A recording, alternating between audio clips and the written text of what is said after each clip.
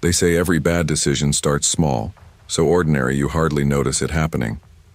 That night in the spring of 2017, my bad decision was nothing more than a craving for chips and a slushie. Nothing extraordinary, nothing reckless, just a pregnant woman with a restless appetite. My Aunt Teresa always told me, "Hannah, cravings are cravings. Sometimes they're your body's way of telling you what the baby needs."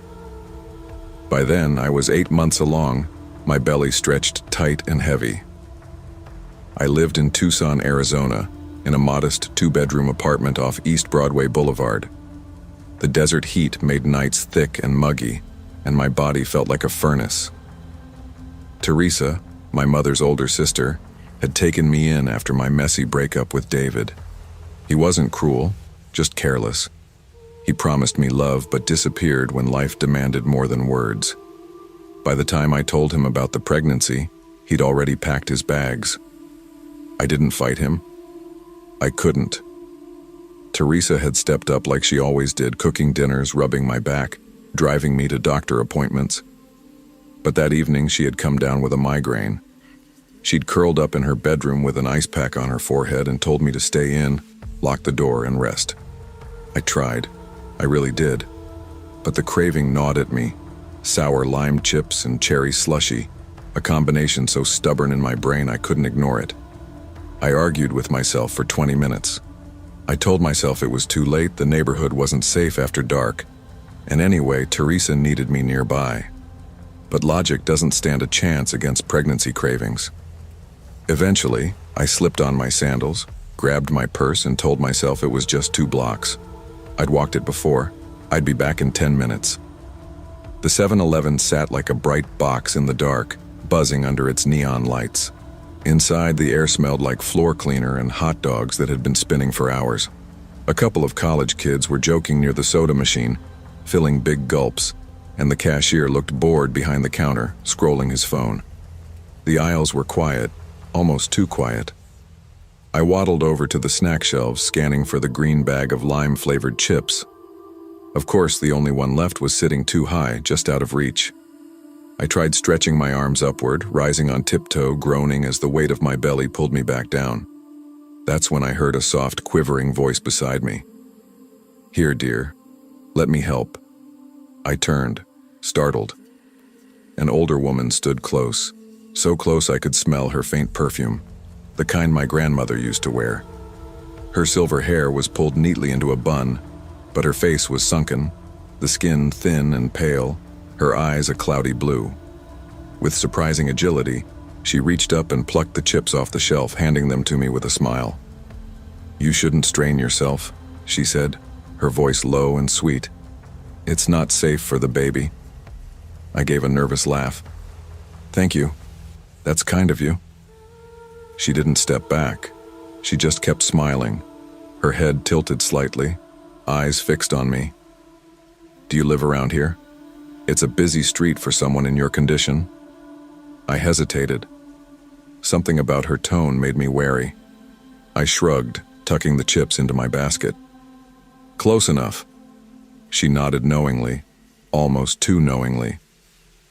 "Your aunt takes care of you, doesn't she? Sweet Teresa. But she can't do it all." My chest tightened. She shouldn't have known Teresa's name. I forced a polite smile and murmured something about needing a drink, trying to move away, but I could hear her footsteps following as I walked toward the coolers. That was the moment the night began to unravel. The old woman stayed on my heels as I opened the cooler door and pulled out a cherry slushie cup. Her reflection hovered in the glass like a shadow. "You must be due soon," she said. 8 months, maybe? That's when the baby really needs care. Not everyone can give it." I gripped the cold cup so tightly my fingers ached. "I'm fine. We're fine." Her lips stretched into a smile that didn't touch her eyes. "Do you have a crib yet? A safe nursery? A proper home?" She leaned closer. "I have a farmhouse out in the desert. Quiet. Peaceful. You could come stay with me. The baby would be safe." I barked a laugh too sharp. "Thanks, but I'm okay." "You're not okay," she whispered, her voice hardening. She reached out suddenly, her hand gripping my cart handle with surprising strength. "Come with me now. You and the baby deserve better." Her grip was icy, her knuckles white. I tugged the cart back, heart hammering in my chest. "Let go." For a long moment she didn't. Then she slowly released it, her hand trembling, her nails yellowed. She leaned in so close I could feel her breath on my cheek. "Life is fragile, dear.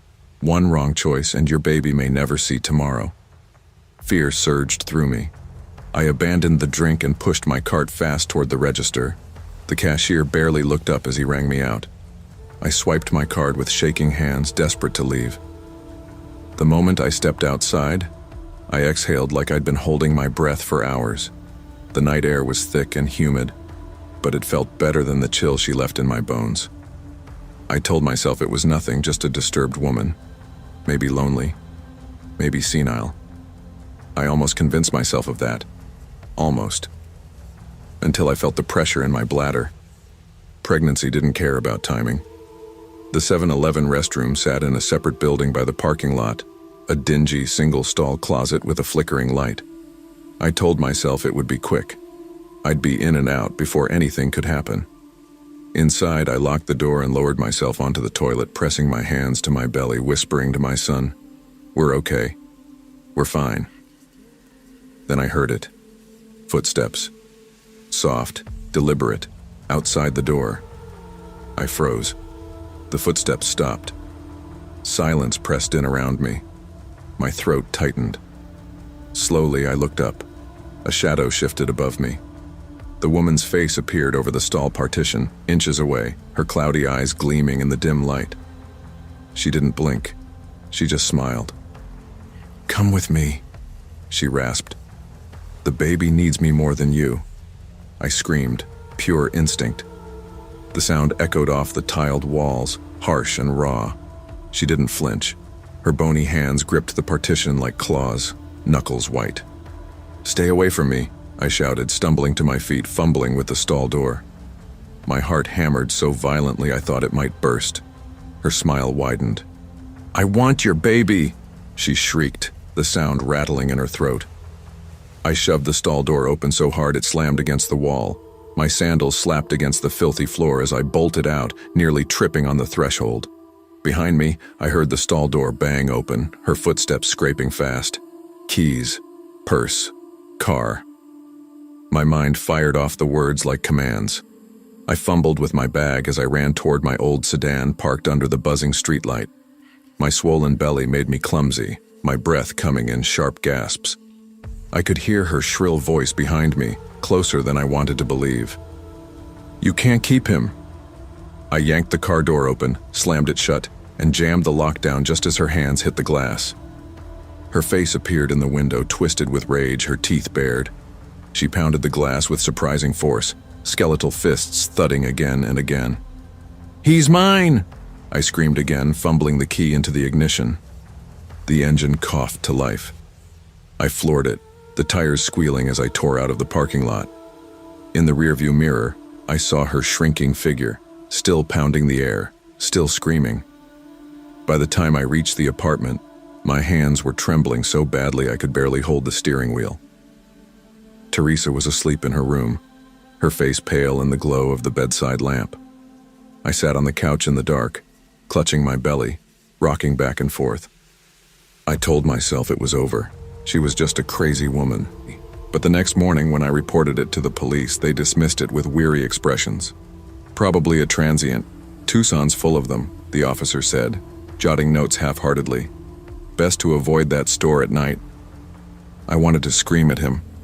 She knew my aunt's name. She knew things she shouldn't have known. But the words lodged in my throat. The officer shrugged, handed me a case number, and told me to call if she showed up again. That night I couldn't sleep. Every time I closed my eyes, I saw her face peering over the stall, those cloudy eyes, that rasping whisper. "The baby needs me more than you." And deep down, I knew it wasn't over. For a week, I stayed inside. Teresa noticed my nerves, the way I jumped at every noise, but I couldn't bring myself to tell her everything. I didn't want to worry her more. Then one evening, While picking up groceries, I saw something that froze my blood. A flyer taped to the 7-Eleven door. A young woman had gone missing, last seen shopping there late at night. My stomach dropped. I asked the cashier about it. He shrugged. Yeah, cops were here earlier. Girl never made it home. Happens sometimes. I stared at the photo of the missing woman. She looked about my age. Dark hair, soft smile, a life interrupted. I imagined the old woman's skeletal hands gripping her arm, dragging her into the night. I couldn't shake it. At home, I clutched my belly and whispered to my unborn son, "I'll keep you safe, I promise." But the promise felt hollow. One night, a week before my due date, I woke to a sound at the window. A scrape, soft but deliberate. My heart raced. I crept to the curtain, pulled it back just an inch. There she was, standing under the streetlight, her silver hair gleaming, her cloudy eyes fixed on my window. She didn't move. She didn't blink. She just stood there, watching. I dropped the curtain, heart slamming against my ribs. Teresa rushed in, alarmed. I stammered out what I saw. By the time she looked, the street was empty. We called the police. They drove by, found nothing. Again, I was left with a useless case number. That night I slept in Teresa's room, clutching her hand like a child. The woman's words echoed in my skull. Life is fragile, dear. One wrong choice. I realized then that my cravings had almost cost me everything.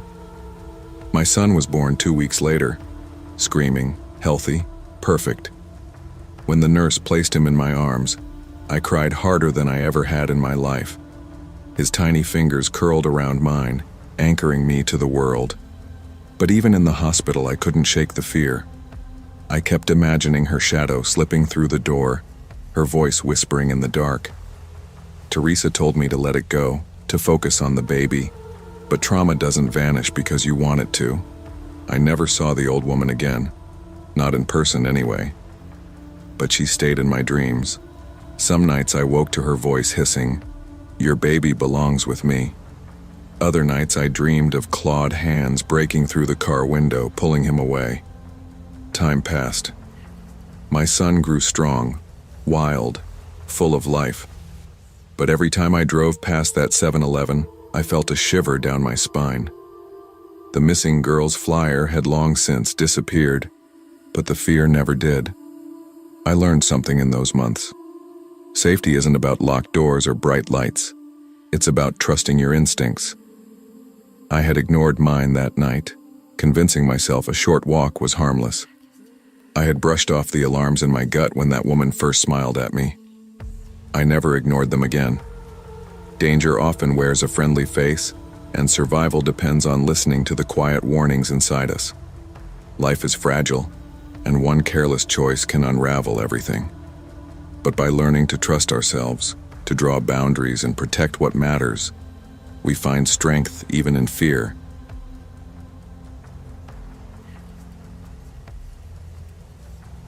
I used to think night drives were peaceful. Windows down, music humming low, the highway stretched out like a ribbon just for me. But the summer of 2021 changed that forever. That's when I learned how quickly peace can twist into terror. My name's Lauren Pierce. Back then I was 20, a junior at Temple University, scraping by with cafe shifts and financial aid. I'd driven out to Lancaster that weekend to see my grandparents, salt-of-the-earth people, the kind who stock the fridge with leftovers and press gas money into your palm when you leave. I stayed later than I should have, because it's hard to say goodbye when you don't visit enough. But I had a morning shift the next day and couldn't afford to miss it. So close to midnight, I got on the road with my golden retriever Milo riding shotgun, his nose pressed to the cracked window. I wasn't used to long solo drives, especially after dark. My Corolla rattled like it was held together with tape, and the fuel light had been on for 10 nervous minutes before I finally saw the glow of a gas station. A 7-Eleven sat at the corner of a small intersection, its neon sign buzzing faintly, the parking lot mostly empty except for a dented sedan. Thank God. I muttered, pulling in. Milo gave a little whine like he agreed. Inside, the store was stale and quiet. It smelled like burnt coffee and cleaning supplies. A young clerk with messy hair was stocking shelves in the back, not even glancing at me. I grabbed a Gatorade, paid for gas, and headed back outside.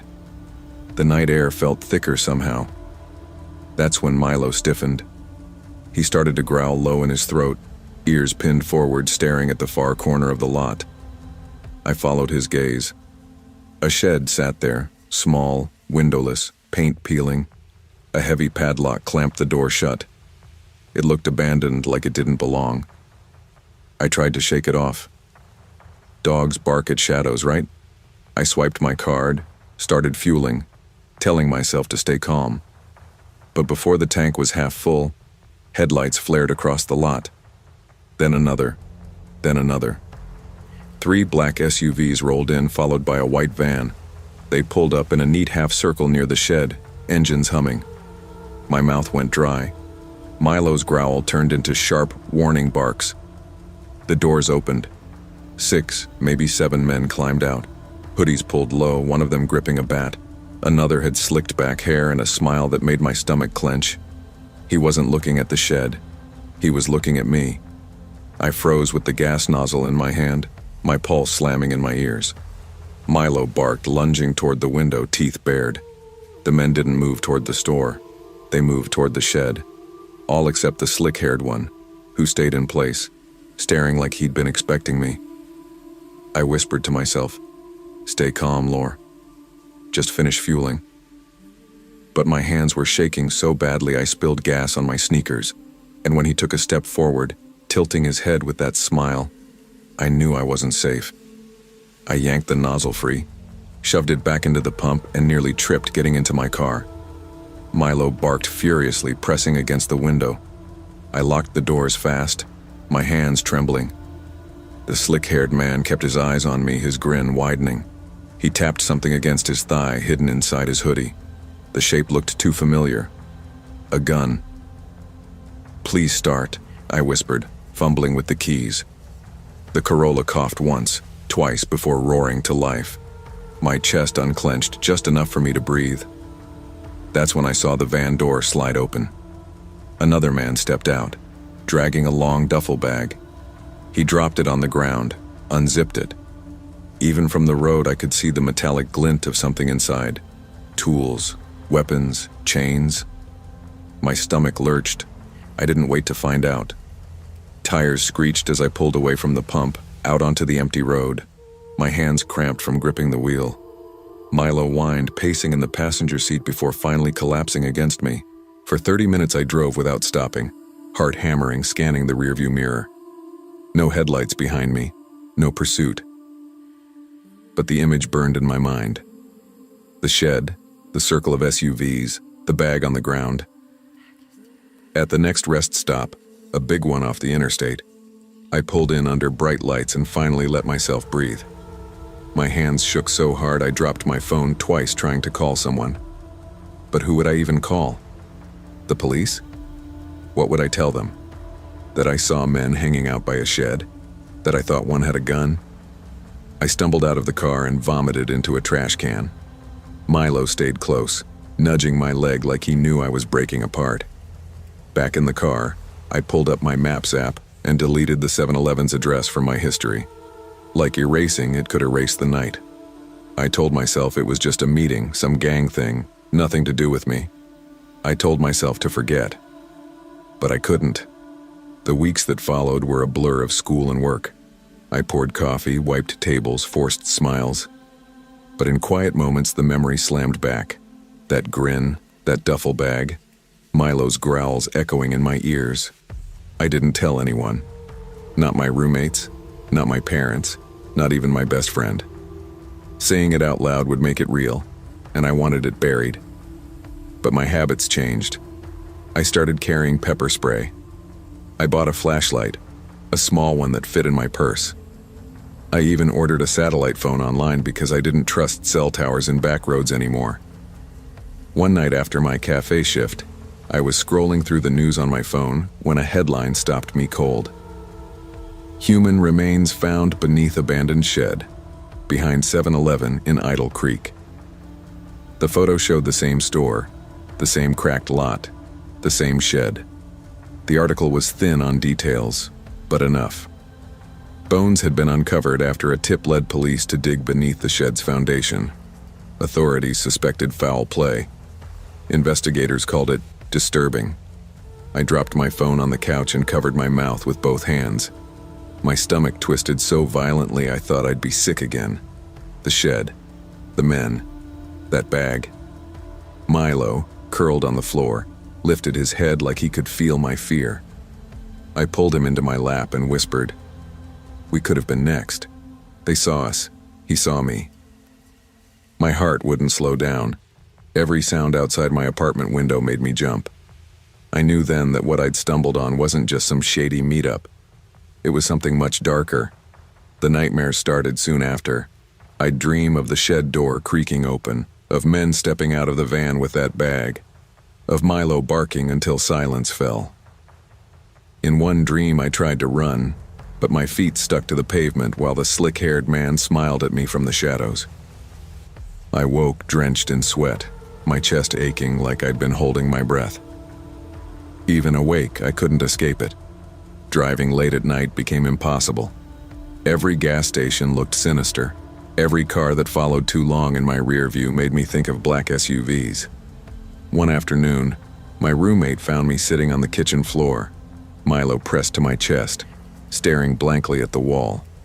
She asked what was wrong, but I couldn't bring myself to explain. How do you tell someone you might have witnessed something tied to murder? How do you say you locked eyes with a man who could have ended your life without blinking? I started keeping journals, writing every detail I remembered, down to the way the neon sign buzzed, the smell of burnt coffee, the slick-haired man's smirk. It felt like the only way to get it out of my head, though it never really worked.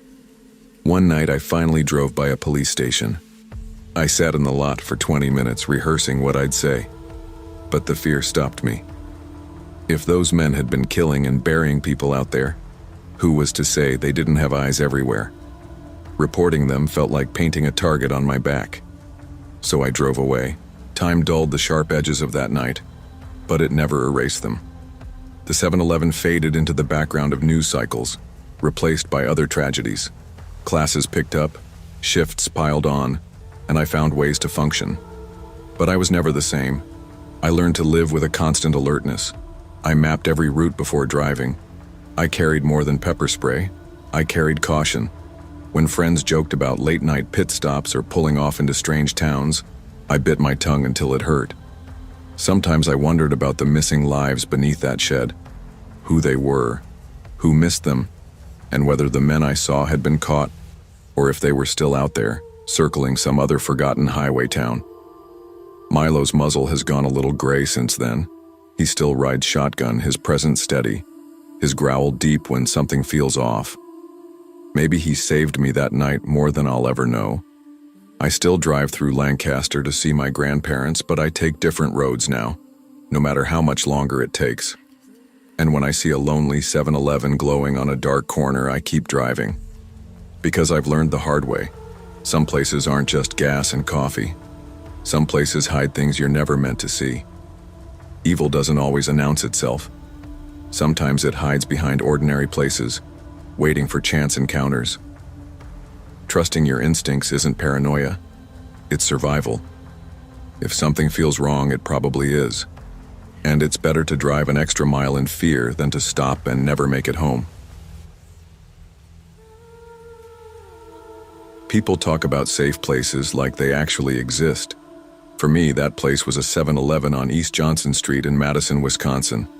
It sounds ridiculous, but when you're 22, stretched thin between nursing school and 12-hour clinical shifts, you cling to little rituals.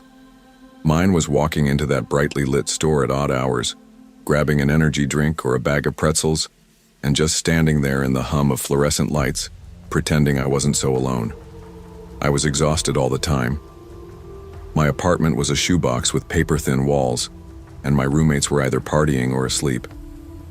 The hospital swallowed my days, lectures chewed up my evenings, and when I finally stumbled home, There was nothing left of me but bones and caffeine jitters. I didn't tell anyone how often I wandered down to that store. It felt private, a bubble of light where no one expected anything from me. It was October, the kind of month when the air sharpens and your breath hangs like smoke. That afternoon, I ducked into the 7-Eleven after class to grab coffee and some cold medicine.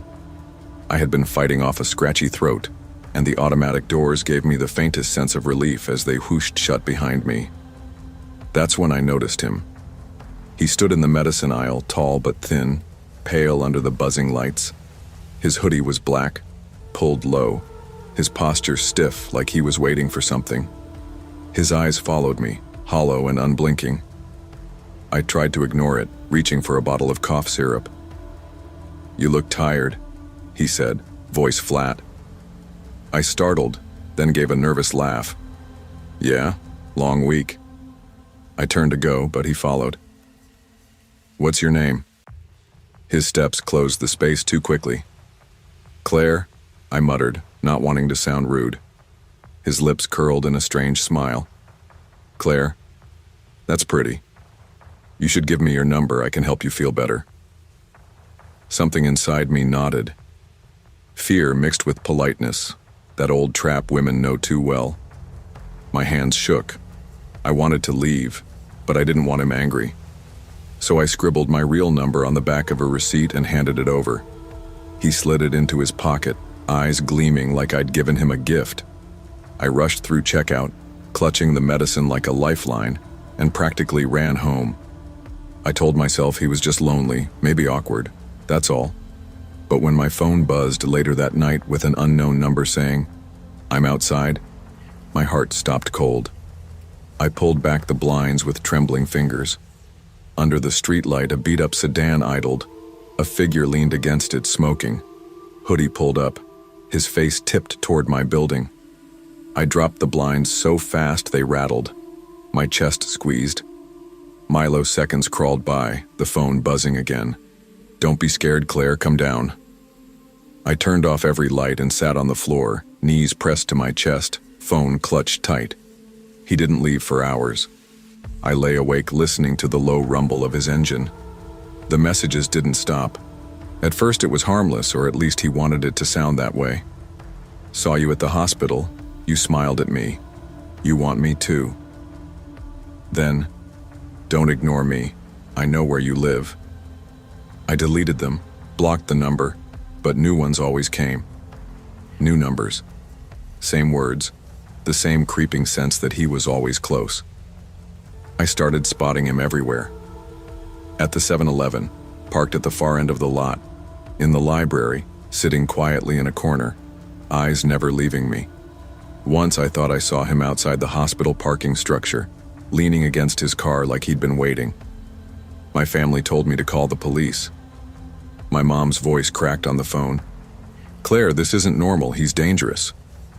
But I felt ashamed. Like somehow I'd invited it by giving him my number. Like this was my fault. And calling the police would only make me look stupid. So I said nothing. Instead, I stopped walking anywhere alone. I changed my routes home, pretended I didn't see him when I did. Fear became routine, like brushing my teeth or packing my bag. Every day, I waited for him to appear, and he always did. By late October, the weather turned sharp and wet. Leaves plastered the sidewalks in slick patterns. My nerves were frayed raw from lack of sleep. Every buzz of my phone sent me jumping. One night I walked into the 7-Eleven for milk. The bell above the door jingled and I exhaled, relieved to see the familiar cashier behind the counter. But then I spotted it. His car, parked crookedly under the buzzing streetlight, like a shadow waiting. The clerk leaned closer as I approached. His voice dropped to a whisper. "That guy's been hanging around all night." My stomach flipped. I set the milk down, fumbling for cash, when the door chimed again. The man walked in. Hood pulled up, his hand stuffed deep into the front pocket of his sweatshirt. His eyes searched only for me. My throat went dry. I tried to breathe, but the air felt like glass. He walked straight toward me, his voice low and rasping. "You shouldn't have ignored me, Claire." the outline of something hard pressed against the fabric at his waist. My mind screamed one word: gun. I backed away, whispering to the cashier, "Please, call the police, now." The store froze around me. The man stepped closer, his hand brushing the handle hidden in his waistband. His eyes were feverish, pupils wide. "You don't get it," he said. "We're meant to be. You and me. I see you everywhere, you see me too. Don't lie." My voice cracked. "Please, stop." The cashier's trembling fingers slipped under the counter, pressing the silent alarm. I prayed it worked. The man leaned in, his breath sour. "You belong to me. Don't make me prove it." I wanted to run, but my legs refused. Seconds stretched like hours. Then, faint but real, sirens wailed in the distance. His head snapped toward the sound.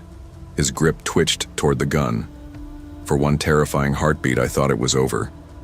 The front doors crashed open. Officers stormed in, shouting commands. The man spun, but they were on him in an instant, pinning him to the ground, wrenching the weapon away. His scream was high, desperate, like a child's. I collapsed against the counter, sobbing so hard my ribs ached. The cashier's pale face blurred in my vision. Someone's hand pressed to my shoulder, steady but distant. The world tilted and narrowed. All I knew was that I was still breathing, and that for the first time in weeks he wasn't watching me. The days after blurred into interviews, statements, questions I could barely answer. The police told me he'd been carrying a loaded handgun. They said the messages on my phone would serve as evidence. They assured me I was safe now, but safe didn't feel real anymore. I stopped going to that 7-Eleven. Just walking past the corner made my chest tighten. The aisles that once comforted me now belonged to him, his shadow, his voice. Even years later, I couldn't set foot inside a gas station without scanning every corner, checking every car in the lot. I graduated, became a nurse, built a life beyond that season of fear. But it stayed with me, the way danger slid into my world disguised as a stranger with a smile, the way I doubted myself instead of listening to my instincts. Sometimes at night, I still wake thinking I hear the buzz of a phone with an unknown number. My hand shakes until I remind myself, he's gone. But the memory never leaves.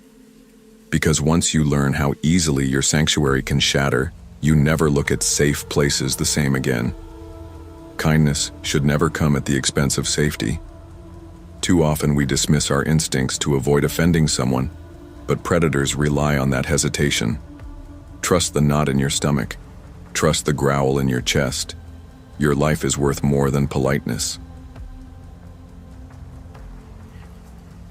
When I think back to the summer of 2009, the first thing I remember is the heat. Clearwater in July didn't just get hot.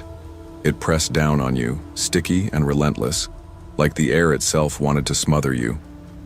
I was 13 that year, stuck between being too young to be free and too old to hide in childhood. My parents fought constantly in our little house on Gulf to Bay Boulevard. Slamming doors, sharp voices, cold silences. Home didn't feel safe, but there was one place that did. The 7-Eleven 3 blocks down. It wasn't much. Fluorescent lights, humming refrigerators, the endless smell of coffee and hot dogs. But to me, it was a refuge. I went there for the simplest things. A Slurpee, a candy bar, or more often than not, sketch pads and pencils. Drawing was my escape. Every babysitting dollar I earned went into art supplies.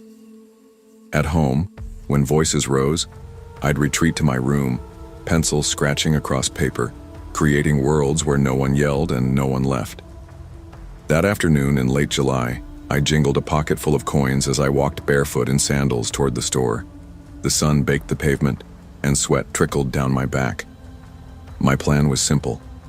Buy a new pack of colored pencils, maybe a small Slurpee, then head back before dinner. When the bell above the door jingled, it felt like it always did. Familiar, safe. But I noticed him right away. Standing near the Slurpee machine was a tall man dressed head to toe like Jack Sparrow from Pirates of the Caribbean. He had the tricorn hat, the wig with fake beads, eyeliner smudged thick around his eyes. At first I thought maybe it was some goofy promotion, maybe even funny. But then I caught the smell. Sharp, sour, unmistakable alcohol. His eyes were bloodshot, his pupils blown wide, and his sway wasn't playful, it was dangerous. I tried to slip past him to the aisle with the sketch pads. My heart thumped harder with each step. I crouched low, reaching for a pad on the bottom shelf. That's when his shadow fell over me. "Ahoy, little lass," he slurred. His voice was high and sing-songy, but there was an edge that made my stomach twist. "What's your name?" I kept my eyes down, mumbling, "Just getting something." But he stumbled closer, his breath sour, words tumbling in a mix of fake pirate and drunk menace. "You don't laugh at Captain Jack, do ye? Think I'm funny, don't you dare mock me." The friendliness dropped like a mask, replaced by sharpness. I froze, my hand clutching the sketch pad so hard the cardboard bent. I walked fast to the counter, slammed down my coins and left before the cashier even noticed me. I thought once I got outside, I'd be safe. But I was wrong. The first thing I saw was the bike rack.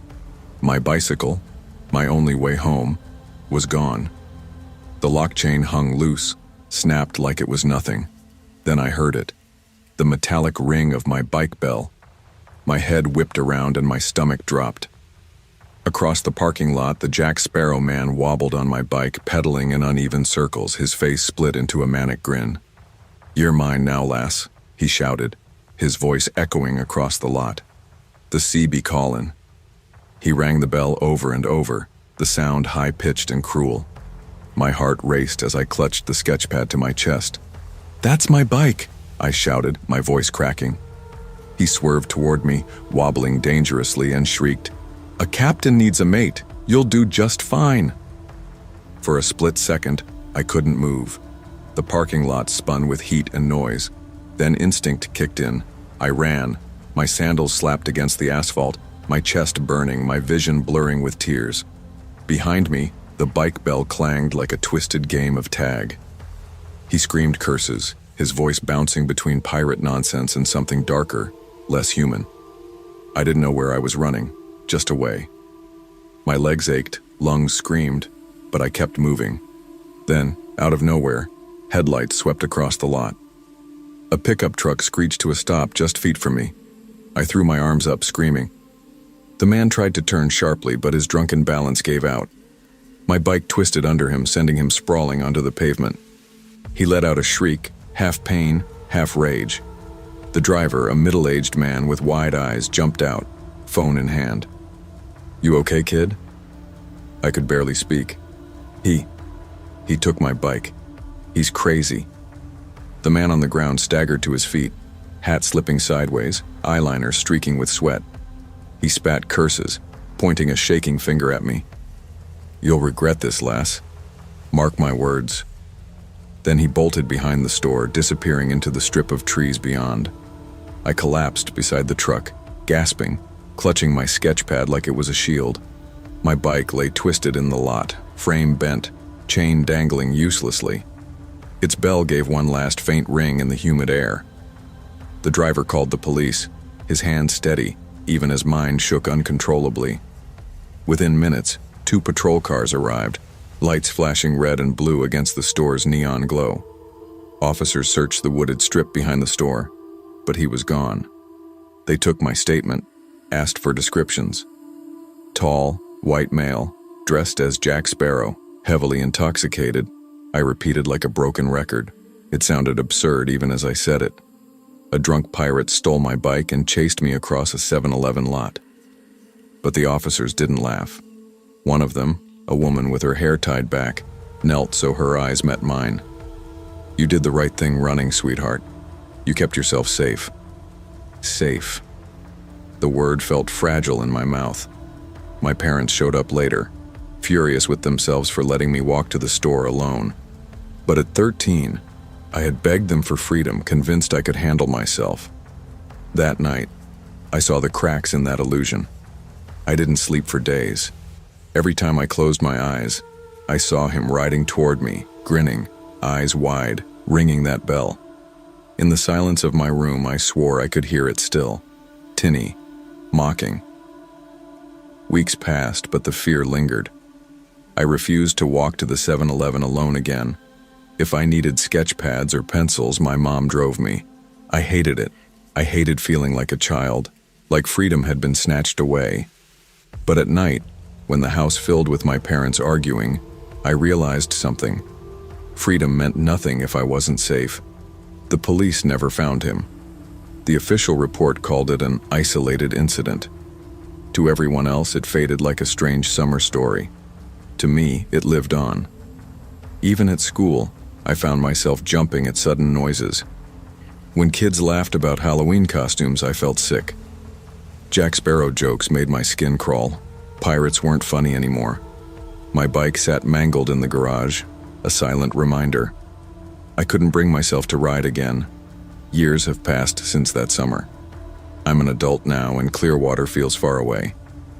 But sometimes when I pass a 7-Eleven or hear the faint ding of a bike bell, the memory returns sharp and raw.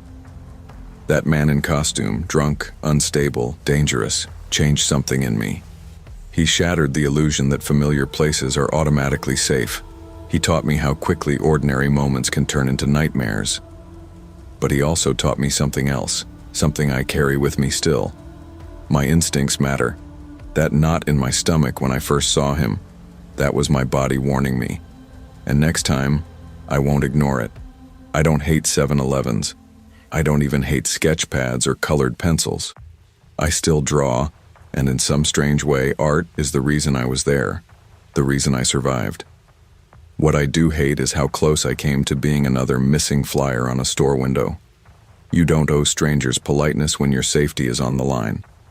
Trust yourself even if you feel silly, because one moment of instinct can be the difference between walking home or never going home again. Back in the fall of 2012, I was 27 and broke in a way that chews on your bones. I had dropped out of community college after wasting years chasing a degree I couldn't afford.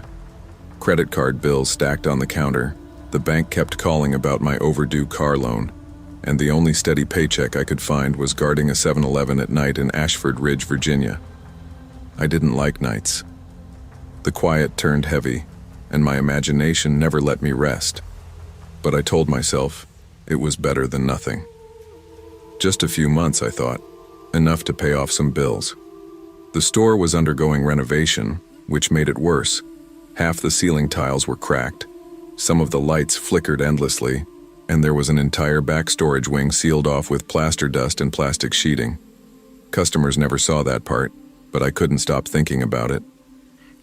They paired me with Tasha Williams, an ex-military single mom who carried herself like no one in the world scared her. She cracked jokes every night trying to make me laugh. Girl, the scariest thing you'll see here is an expired hot dog rolling on the grill. But once 1 a.m. hit, traffic disappeared and the store felt like a hollow shell. The coolers hummed like whispers. The empty aisles echoed with the sound of my own shoes. I tried to drown it out by focusing on the monitors at the security desk, but that didn't help. Every creak in the building made me think something was moving where it shouldn't. By the end of my first week, I started hearing things. Dragging footsteps in the closed-off renovation wing, humming noises on the stairwell camera feed, which always showed nothing but shadows. I told myself it was just pipes, or air ducts, or construction debris shifting. But one night, I muttered to Tasha, "Doesn't it sound like someone's walking upstairs?" She didn't even look up from her coffee. "Ain't no upstairs open, it's sealed off, forget it." I tried. I really did. But forgetting got harder with every shift. October 9th, just past 3 in the morning, the air felt heavier than usual. I sat at the monitor fighting sleep when something flickered on the stairwell feed. At first it looked like static. Then I realized it was a man's silhouette. He wasn't moving, just standing there staring straight into the camera. I leaned forward, my breath catching. His face was blurred in the grainy picture, but I swore his head tilted slightly, like he knew I was watching him. "Tasha," I whispered. She grunted, half asleep at her post. Look. By the time she got up, the screen had gone black. Just static. What the hell are you talking about? She asked. I pointed at the blank feed, words stumbling out of my mouth. There was someone there, right there. He was looking into the camera. She sighed. System glitches all the time. Don't let your head play tricks. But I couldn't shake it. The way he'd been standing there, so still, so deliberate. 2 nights later, I was restocking shelves when I heard it again. Footsteps. Clear, heavy, right behind me. I spun around just in time to see the sealed door to the storage wing slowly closing, like someone had just slipped inside. That door's supposed to be locked, I muttered. Tasha marched over and yanked it open. Nothing but darkness, plaster dust swirling in the flashlight beam. See? Empty. But it didn't feel empty. It felt like someone was holding their breath just out of sight. By the time Halloween weekend rolled around, my nerves were stretched thin. Every night I came in with a knot in my stomach, like I was walking into something waiting for me. That Saturday, just after 2:30, it finally broke. Tasha and I were walking the back hallway when a sharp sound ripped through the air, yelling, angry, guttural, echoing off the walls. I froze in place, my heart hammering. Then something whizzed past my head. It slammed into the drywall with a dull thud. A dart. I stared at it in shock. The feather. What the hell? Tasha shouted, pulling her flashlight. Who's back there? I dropped my radio, my hands shaking so badly I could barely pick it up. The air around us felt alive, humming with danger. We backed toward the front, but the yelling grew louder. I swore I could hear someone laughing. Tasha shoved me behind the counter and grabbed the phone. Police. Now. The minutes waiting felt like hours. My mind played out every possible scenario. What if he came charging in? What if he had more than darts? The police showed up in under 20 minutes, but it felt like forever. They searched the renovation wing, pried open sealed doors, and pulled down sections of the temporary drywall. What they found made me sick. Behind one wall was a small construction unit, a hidden space no one had thought to check. Inside was a filthy sleeping bag, piles of food wrappers, knives, and a modified tranquilizer gun. He'd been living there for weeks. One officer explained it like he was describing the weather. Looks like he's been watching you both from the cameras. Probably came and went during the day when the crews were here. Been planning something. Planning something. The words rang in my ears. They found him crouched under a stairwell, eyes wild, muttering about keeping us quiet. He didn't resist. He just stared at me as they pulled him out, like I was the only person in the room. That stare burned into me deeper than anything else. I quit the next morning. Didn't even make it to the end of the week. I sat in my car outside the store, gripping the steering wheel, sobbing so hard I could barely breathe. Tasha tried to act tough. It's just one crazy guy, don't let him own your head. But even she never went back after that night. For weeks I jumped at every creak in my apartment. For months, I dreamed about that silhouette on the stairwell camera. And even years later, whenever I passed a 7-Eleven, I felt phantom footsteps behind me. That job was supposed to be temporary, just a paycheck to keep me afloat. Instead, it left me with a memory that refuses to fade. Sometimes the danger isn't in the shadows we invent. It's in the people already hiding there. Trust your instincts. Fear might feel irrational, but sometimes it's the only thing standing between you and the truth. I never really planned on staying in Silverwood. It was one of those quiet Oregon towns that looked nice in postcards. Tall pines surrounding sleepy neighborhoods, a couple of churches, a diner that doubled as a gossip hub, and a 7-Eleven that practically kept half the town running. But life had other plans. My parents moved 2 hours away after my dad got a new job, and I stayed behind because I thought I could handle being independent. At 22, juggling community college classes and bills, I told myself that working nights at the 7-Eleven wasn't just a paycheck. It was a sign I was capable of standing on my own. Truth was, it was lonely. I rented a small apartment above a laundromat, where the hum of machines never really stopped. My closest friend, Marissa, lived about 15 minutes away, and most nights we only exchanged texts because she worked early mornings. That left me a stack of textbooks and my part-time job, where I spent most evenings surrounded by buzzing refrigerators and the endless flicker of fluorescent lights. On the good days, regulars stopped in to chat. On the bad days, I'd go whole hours without a single person walking through the door. I liked the routine, though. I'd come in around 6, stock the coolers, ring up smokes and coffee, maybe listen to some guy complain about lottery tickets. By the time I closed at 10, I'd feel both exhausted and relieved. It gave me structure in a town that sometimes felt like quicksand. That Friday night in late October started out like any other. Rain had been falling since morning, steady enough that most people stayed indoors. The roads glistened under streetlights, and the parking lot in front of the store was nearly empty, except for 2 regulars who bought gas and hurried off. I remember setting my cup of cheap coffee on the counter, flipping through one of my sociology readings and thinking the night would crawl by like usual.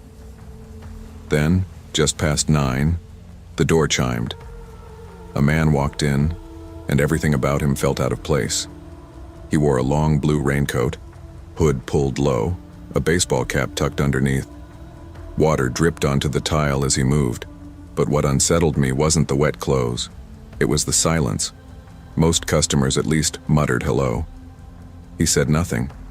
His shoes squeaked as he wandered the aisles, hands shoved deep into his pockets, eyes lifting every so often to land on me before moving away. "Evening, sir," I said, forcing my voice steady. "Let me know if you need anything." No response. Just a pause, then slow footsteps carrying him farther down the chips aisle. I tried to keep busy, rearranging gum at the counter, but my skin prickled every time he looked my way. For 10 long minutes, he touched nothing. Didn't pick up a soda, didn't grab smokes, didn't even pretend to browse. Finally, he headed toward the door, pushed it open, and slipped back into the rain without a word. Relief left me shaky. I muttered under my breath, "Weird, but fine. At least he's gone." The store felt normal again, humming and buzzing like always. But I couldn't shake the knot in my stomach. I tried to talk myself out of it. People are weird. Maybe he was just killing time or waiting for someone. That's what I told myself while restocking the donut shelf.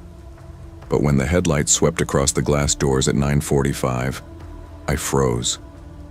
Through the rain, I could make out the same blue sedan, crooked across 2 parking spaces. My breath caught. He hadn't just left. He'd come back. This time he didn't get out. The car idled, exhaust drifting white into the night air. He'd parked so close to my little hatchback that I knew I wouldn't be able to leave without walking right past him. His silhouette sat behind the foggy windshield, still, almost like he was waiting for a signal. I ducked behind the counter, peeking through a gap in the candy display.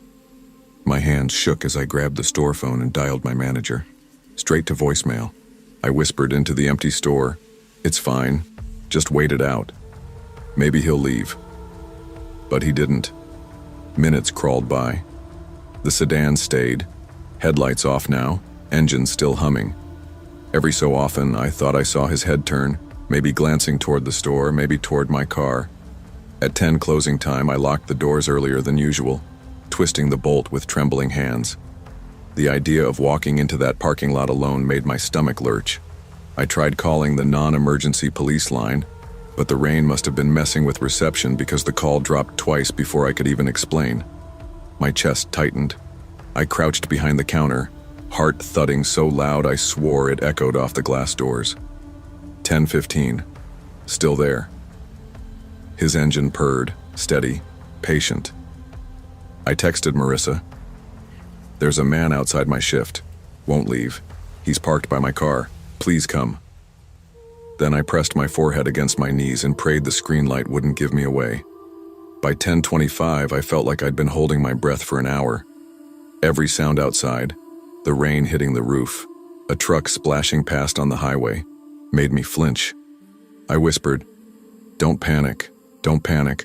like saying it would make it true. When Marissa's SUV finally pulled into the lot at 10:30, her headlights cut through the rain like a rescue signal. That's when the sedan shifted gear. Smooth, fast. It backed out and rolled away without hesitation, taillights vanishing down the street. My knees almost gave out from relief. I bolted from behind the counter, fumbling with my keys to unlock the front. The rain slapped me in the face as I sprinted to Marissa's car. She leaned across the seat yelling, "Hannah, what the hell is going on?" I slammed the door behind me, chest heaving. There was a guy. He came in earlier, didn't say a word, just stared at me. Then he parked by my car and wouldn't leave. My voice cracked, the words tumbling out faster than I could control. I thought he was waiting for me. I thought... Marissa put a hand on my arm. Hey, you're safe now. Just breathe, okay?" I nodded, tears mixing with rain on my cheeks. We sat there until my heartbeat slowed enough to think straight. "I'm not leaving my car here alone," I whispered. "Not tonight. I'll get it in the morning." "Damn right you won't," Marissa said, starting her SUV. "You're staying at my place tonight." The drive through Silverwood's rain-slick streets felt unreal, like we were being followed even though no headlights trailed us. Marissa tried to lighten the mood. "Guess you finally have an excuse to skip your homework." But I couldn't shake the image of that sedan waiting like a predator outside my store. Sleep didn't come easy that night. Every sound outside her apartment window made me bolt upright, half convinced he'd followed us. The next morning, I returned to the store with my manager, Paul. He was a practical guy in his 50s who believed half of life's problems could be solved with duct tape and common sense. When I explained everything, he frowned but tried to sound reassuring. Probably just some creep messing around. Silverwood's full of weirdos. We pulled into the lot at 8 a.m.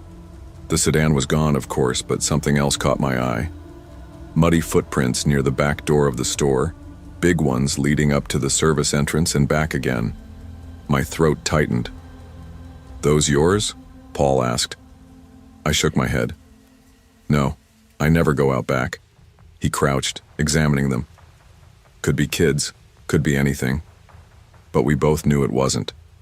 The prints were fresh, clear, and too large to be mine.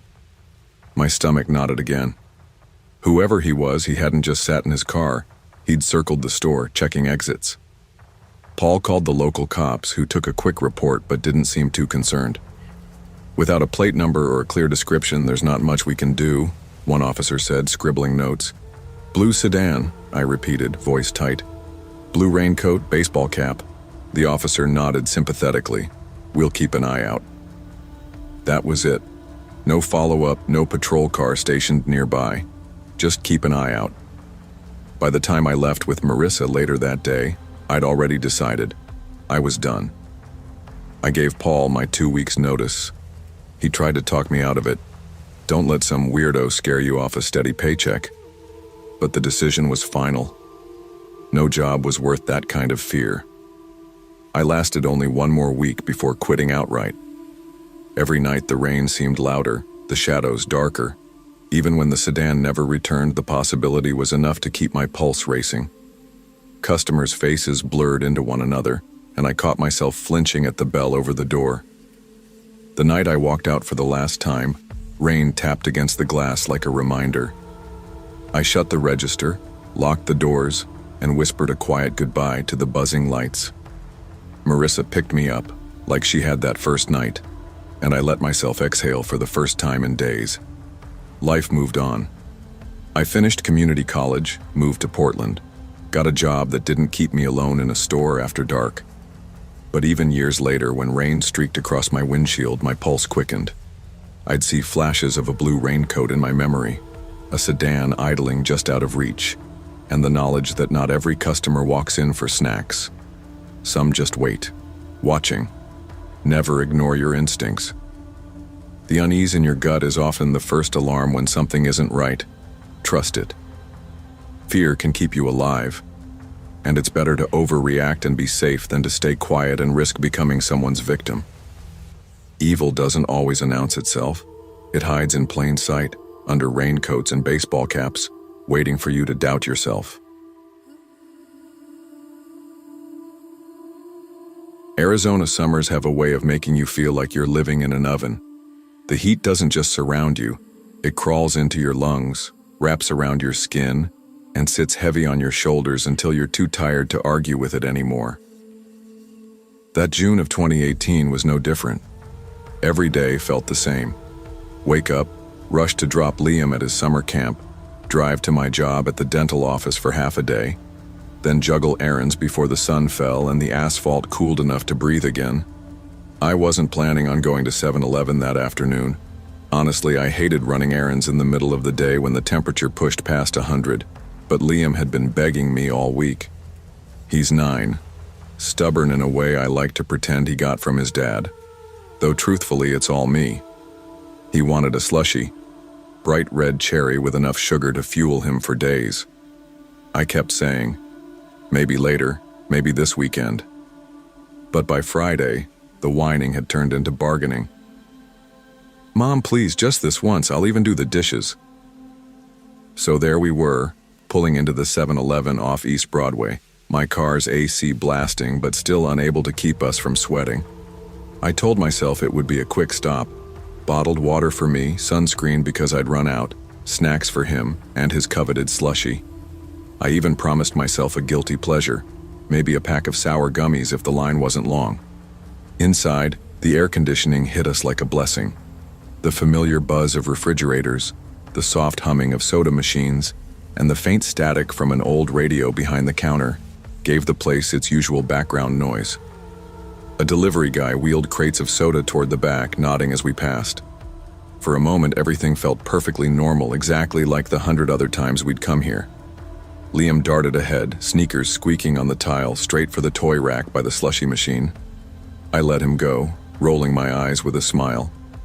I lingered by the school supply aisle, flipping through cheap notebooks, mentally calculating which one might survive Liam's habit of doodling in the margins. That's when I noticed him. A man. Mid-40s maybe. Baseball cap pulled low, skin weathered from the sun.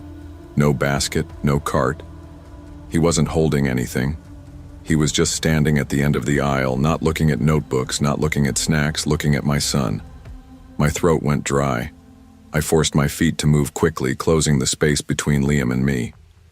"Hey, bud," I said, voice too bright, too sharp. "Stay by me, okay?" He glanced up, confused. "I'm just looking." I said, "Stay close." My fingers curled gently but firmly around his shoulder. When I glanced back, the man had turned away, suddenly busy examining gum near the register like he hadn't just been staring. My stomach tightened. Maybe I was imagining it. Maybe he was just zoning out. But my gut, the instinct that had kept me alive through divorce, financial strain, and years of being a single mom, told me this wasn't nothing. I told myself to breathe.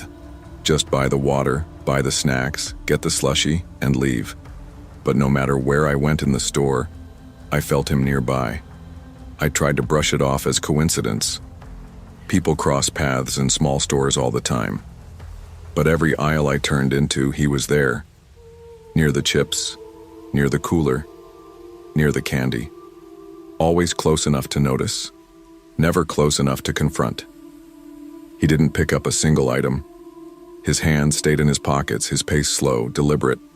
I leaned down to Liam, whispering, "Stay next to me, okay? Don't wander."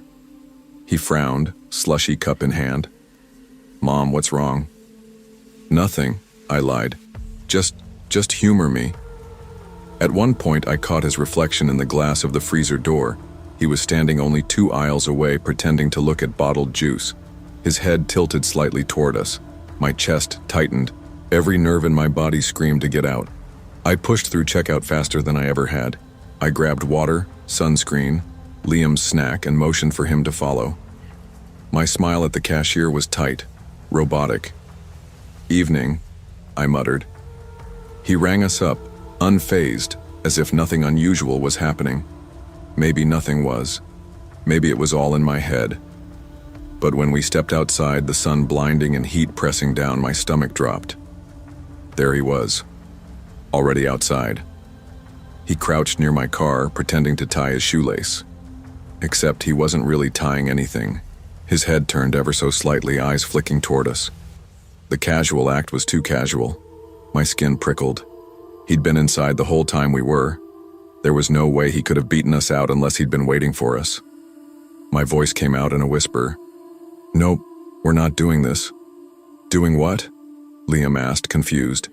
I yanked his hand, pulling him back toward the glass doors. "We're going back inside." The cashier looked startled when we rushed back in. I leaned over the counter, voice low and urgent.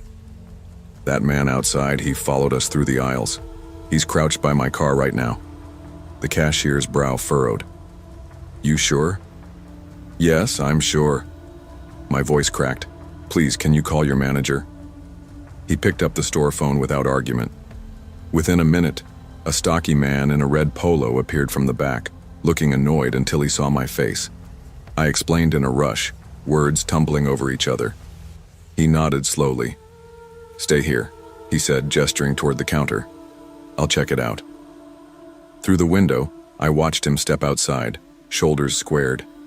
My heart pounded so hard I thought it might bruise my ribs. Liam squeezed my hand, wide-eyed but silent.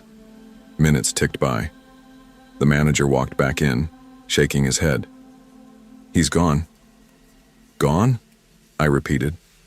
"Vanished. Nowhere in sight." My knees wobbled. I clutched the counter to steady myself. It was impossible. He had been right there by my car. Where could he have disappeared to in seconds? The manager's expression softened. "Look, we've got cameras. I'll check the footage, all right?" He led us to the small back office where the monitors flickered with grainy black and white images of the aisles and parking lot. And there it was, the man trailing us through the store. Every aisle, every turn, always hovering, never buying. Then, clear as day, him crouching by my car, watching, waiting. I felt my stomach turn. Oh my God. The manager burned a copy onto a disc, his jaw set tight. "You need to take this to the police." By the time I walked into the Mesa Police Department later that afternoon, my hands were trembling so badly I could barely sign the paperwork. The officer at the front desk was calm, professional, but I could tell from her eyes she had heard this story before. "You did the right thing," she said, sliding the report form toward me. "A lot of people second-guess themselves." "I almost did," I admitted, my voice shaking. "But he wasn't shopping. He didn't buy anything. He was just watching." Liam sat beside me, legs swinging nervously. "Mom," he whispered. "Is he going to come to our house?" My throat tightened. "No, sweetheart, he's not." But the truth was, I didn't know. The officer glanced at the footage, nodding grimly. "We'll file this as suspicious activity. Patrol will keep an eye out for him. Unfortunately, without a plate or a positive ID, our hands are tied. But your instincts were good." Instincts. That word stayed with me. That night, after I finally got Liam to bed, I sat on the couch staring at nothing. Every sound outside made me jump. Headlights flashing on the wall made me feel like the sedan had found us. Sleep didn't come easy. The next morning, I drove to Best Buy and bought a dash cam. It was the first thing I installed in my car. I also started parking only in well-lit, crowded lots. I wasn't taking chances anymore. Life eventually settled back into routine, but the fear never completely left. Every time I pulled into a convenience store, every time I noticed someone lingering too long in an aisle, the memory came back. My pulse would quicken, my grip on Liam's shoulder would tighten.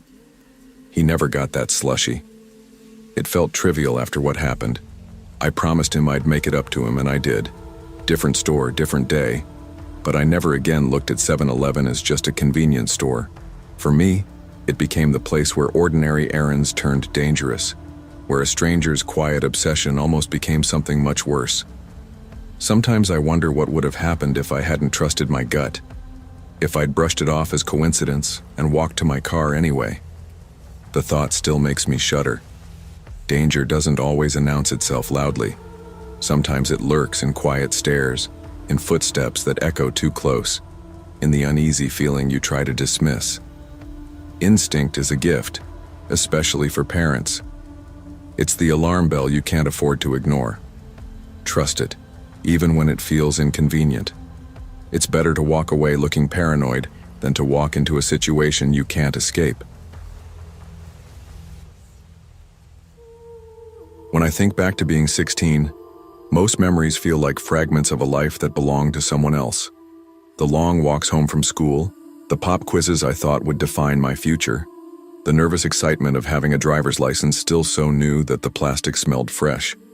But the clearest memory isn't about any of that. It's about rain. The kind of summer storm that swallowed the town of Brookdale in 2008, leaving me with a story I've never been able to tell without my throat tightening. I had been working at the local 7-Eleven since I was 13, starting with short weekend shifts where my biggest responsibility was mopping sticky floors and restocking candy. By 16, I had earned more hours, sometimes closing the store by myself. My parents liked the idea of me learning responsibility. "Think of it as practice for college," my dad said, slipping an extra $5 into my savings jar when he thought I wasn't looking. I didn't mind working. The store was only a few blocks from our house, and Brookdale was quiet, the kind of town where the scariest story people told involved teenagers throwing eggs at Halloween. That Tuesday, June 24th, had been miserable from the start. The clouds rolled in early, heavy and swollen, and by the time my shift started at 3, the sky opened up. The storm didn't let up for hours. Rain hammered the roof so hard it rattled the light fixtures.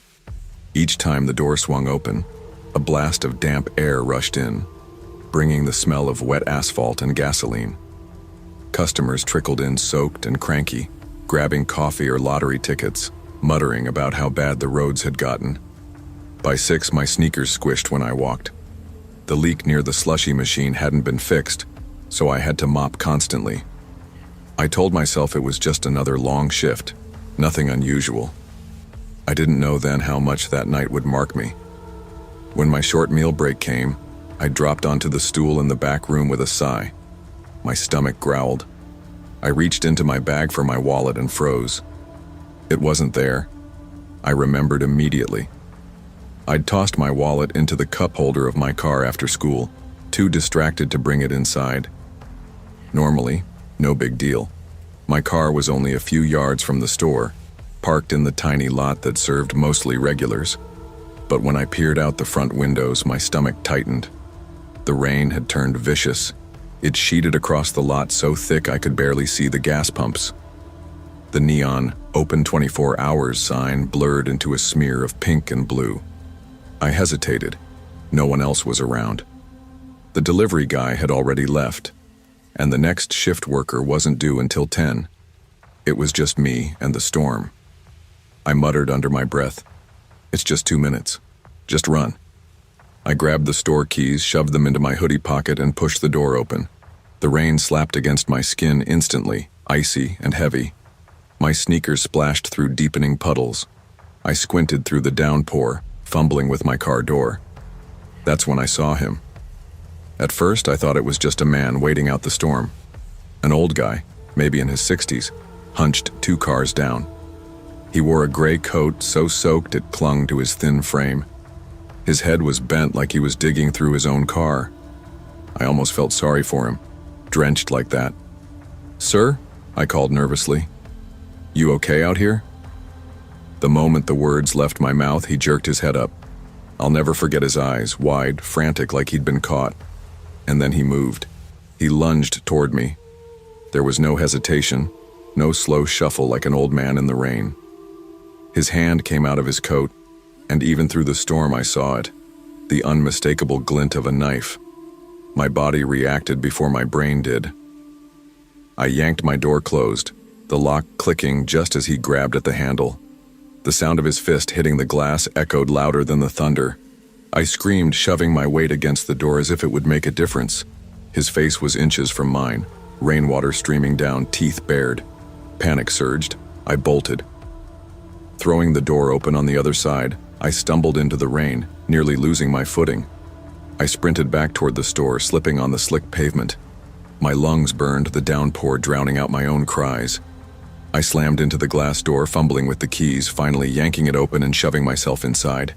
My hands shook so violently I dropped the keys twice before locking the door behind me. My chest heaved as I grabbed the phone, dialing 911 with trembling fingers. 911, what's your emergency? There's a man outside, I stammered, voice cracking. He has a knife. He tried to grab me. He's still out there. The dispatcher's voice was calm, steady, like an anchor. Stay inside, doors locked. Officers are on their way. Can you see him now? I peeked over the counter, heart hammering. The lot looked empty, blurred by sheets of rain. I didn't answer. Every minute felt like an hour. I crouched behind the counter, the phone pressed to my ear as the dispatcher kept me talking. You're doing great. Just stay where you are. Help is close. Finally, flashing red and blue lights cut through the storm. Relief flooded me so hard I almost cried. 2 officers ran across the lot, drenched within seconds. I unlocked the door with shaky hands, barely able to explain what had happened. They searched the parking lot, flashlights slicing through the rain. I hugged myself, soaked hair dripping down my back, watching from the doorway. My breath caught when one officer crouched by the pumps, but when they returned, their faces were grim. No sign of him, one said. Lot's empty, no vehicles. That's not possible, I whispered. He was right there. All we found was this. The officer held up a small plastic evidence bag. Inside was a soggy cigarette butt. Could be his, could be anyone's. And this was lying near your car? The second officer handed me my wallet, dripping wet. My knees buckled. I hadn't even realized I'd dropped it. They filed a report, but I could see it in their eyes. They didn't believe me completely. Could have been a drifter, maybe a prank, one suggested. Storm makes people see things. But I knew what I saw. I knew the feel of his grip on my car door. I never worked a closing shift alone again after that night. My parents insisted on driving me to and from work for weeks, even when the skies were clear. The store manager didn't argue. He could see how badly I shook when the storm clouds gathered. Life went on. I finished high school, left Brookdale for college, built a life beyond that little store. But the memory stayed. Even now, years later, whenever it storms, and I find myself crossing a parking lot, my chest tightens. The patter of rain on pavement doesn't relax me. It sets my nerves on fire. I'll never know who that man was. Maybe he was passing through town. Maybe he'd been watching me for longer than I realized. The not knowing is what keeps me awake sometimes, wondering how close I came to vanishing into the dark that night. Some memories you outgrow. This one never left me. Safety is fragile, and danger doesn't always come from the shadows. It can appear in the most ordinary places, during the most ordinary routines. What saved me wasn't luck alone, but the decision to run, to trust the instinct that screamed louder than the storm. The lesson I carry is simple but unshakable. Never ignore the feeling that something is wrong. It may be the only thing standing between you and a memory that could have ended far worse. People always assume the scariest moments of your life happen in obvious places. Dark alleys, lonely highways, crime-ridden neighborhoods. For me, it happened in the most ordinary place imaginable. A tired, run-down 7-Eleven off Highway 64 in Hollow Creek, Tennessee. It was February of 2014, and I was 21, broke, and desperate for work. That combination doesn't leave you with a lot of choices. I had dropped out of college 2 months earlier. Tuition had swallowed me whole, and after maxing out 2 credit cards, I knew I couldn't keep pretending I'd figure it out later. My parents lived 2 states away, and the last thing I wanted was the shame of calling them to admit I'd failed. So when my cousin Daryl offered me a part-time night job at his store, I took it. I told myself it was temporary, just until I found something better. That store was sad, honestly. The neon sign out front buzzed like it was dying. Half the ceiling tiles were water-stained, and the soda fountain had a leak that made the floor perpetually sticky. The one thing I really hated, though, was the basement. It was used for bulk storage, crates of soda, boxes of chips, cleaning supplies. To get there, you had to unlock this heavy wooden door in the back, then walk down narrow, creaky stairs into a low-ceilinged space that smelled like rust and mildew. A single bulb dangled in the middle, swinging just enough to make shadows dance along the walls. "Don't let it freak you out," Daryl told me once, grinning when he saw the way I hesitated. "It's just a basement. Every store's got one." But it wasn't just a basement. Every time I went down there, I felt watched. The air was heavier somehow, like the concrete walls had absorbed too many secrets. Sometimes I'd hear faint noises, the kind you could explain away as pipes or settling wood, but deep down I didn't believe those explanations. I'd climb those stairs 2 at a time just to get out faster. Most nights were uneventful. Truckers, insomniacs, people grabbing coffee before long drives. I spent hours restocking shelves, scrolling on my phone and counting down minutes until I could leave. But the longer I worked, the more I realized how dangerous it felt being alone at night in a place where anyone could walk in. And then came the snowstorm. That night is burned into me, detail by detail, like a scar. The storm had started just after midnight, thick flakes hammering the glass front of the store. The wind howled through tiny cracks in the frame, making the whole building feel like it was shuddering. By 1:30, the parking lot was covered in a white sheet. Hardly anyone drove by on Highway 64, just the occasional pair of headlights glowing through the snow. I was standing behind the counter, half listening to an old country song on the radio, when I noticed the rack of chips was almost empty. Daryl always complained about losing sales when customers couldn't find their favorite brands. With a sigh, I grabbed the basement key. The moment I opened the basement door, the smell hit me, damp, metallic, like old pennies soaked in water. My skin prickled. I told myself I was being ridiculous.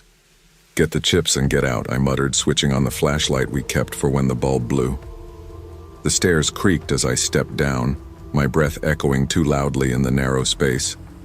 Halfway down, I stopped dead. A sound rose from below. A clank, metal against metal. Then footsteps, not random creaks, deliberate heavy steps, pacing. My heart slammed. "Daryl," I called, though I knew he was home, probably asleep. My voice cracked in the empty air. The steps stopped. Silence pressed down on me, thick and suffocating. My chest tightened so hard it hurt. I bolted up the stairs 2 at a time, slamming the door shut behind me. My hands shook as I fumbled the lock, pressing my forehead against the cool wood, whispering, it's fine, it's nothing." But when I turned toward the security monitors, I froze. On the grainy black and white feed from the basement camera, a man stood at the bottom of the steps. His head tilted back, staring straight at the camera. And he was smiling. I couldn't breathe. His face was pale, stretched into a grin that didn't reach his eyes. They were hollow, wide, locked on the lens like he knew I was watching. I whispered, "No. No, no, no." My hands trembled so badly I nearly dropped the phone. I dialed Daryl. He answered groggily, his voice thick with sleep. "Meg, what's going on?" "There's someone in the basement," I hissed, keeping my eyes glued to the monitor. "He's just standing there, smiling at the camera. Daryl, I'm not making this up." He was quiet for a second. "Lock the doors. Stay put. I'm on my way." The call ended, and I stared at the screen. The man didn't move. He just kept smiling, his shoulders slightly hunched like he was waiting for something. Then suddenly, the screen went black. Static filled the monitor. I nearly screamed. When the picture flickered back, the basement was empty. By the time Daryl arrived, I was curled behind the counter, clutching the phone like a lifeline. He searched the basement with a flashlight while I hovered at the top of the stairs, refusing to go down. "See? Nothing," he called, his voice echoing. He tried to sound confident, but even from up there, I heard the tension in it. Later, when he checked the system, he found the wires on the basement camera had been frayed, not cut clean, but pulled at, like someone had been working on them from inside. My stomach churned. Maybe it was just a glitch, Daryl said, though his eyes didn't meet mine. I didn't argue, but I knew better. The next week was worse. I kept telling myself it had been exhaustion, paranoia, maybe even a trick of the camera. But things started happening that I couldn't explain away. One night I came in for my shift and found the basement door unlocked. I was certain I had locked it the night before. Another time, the lights flickered so violently the bulbs shattered above the soda fountain, glass raining down across the counter. Then came the note. It was a scrap of notebook paper, left on the counter where I always set my phone. The handwriting was jagged, uneven, like it had been scrawled in a hurry. 4 words. Why are you afraid of me? I felt sick. My legs nearly gave out. I shoved the paper into my pocket and called Daryl immediately. He came down, checked the security footage, but there was nothing. No one had been caught on camera leaving that note. When I showed the sheriff, he shrugged. Probably kids messing around. Snow's got everyone cooped up. But an older clerk, a man who had worked there years earlier, pulled me aside one evening. His eyes were tired, heavy with something I couldn't name. "You're not the first," he said quietly. "Years ago, a drifter disappeared in that basement. Folks said he never left. I quit before I had to find out. I didn't want to believe him, but part of me already did. I quit within days. Daryl tried to convince me to stay, offered to switch my shifts so I'd never have to close again, but I couldn't. I couldn't walk into that store without feeling the weight of those hollow eyes on me. Packing up my locker, I found the note again, crumpled and damp. I nearly tore it up, but something stopped me. I shoved it into a shoebox where it still sits, proof of a night I'll never forget. It's been years since I worked at that 7-Eleven, but even now, every time I pass one, my chest tightens. I avoid basements whenever I can, and snowstorms. Snowstorms still make me glance over my shoulder, waiting for a shadow that doesn't belong. Some things you outgrow, others stay with you, carved into your nerves. For me, it was the smile that made me realize how thin the line is between routine and night. That fear isn't always irrational. Sometimes it's your body warning you that something is terribly wrong. I learned that ignoring instincts can put you in danger, and that speaking up, even when people dismiss you, is better than staying silent. The world may not always take young women seriously, but our fear is real, and sometimes it's the only thing that saves us.